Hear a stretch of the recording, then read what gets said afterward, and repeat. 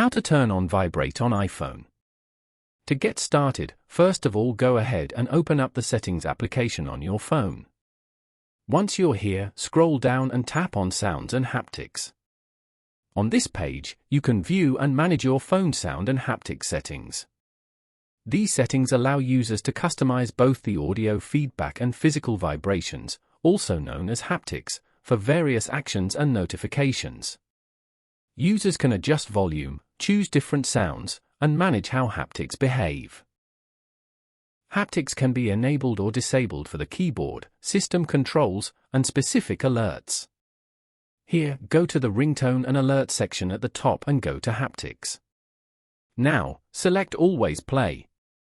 This means that haptics will play when iPhone rings or receives an alert. Following these steps, you can easily turn on Vibrate on iPhone. Thank you for watching. Please leave a like if this tutorial helped you, or leave a comment below if you have any questions related to the video.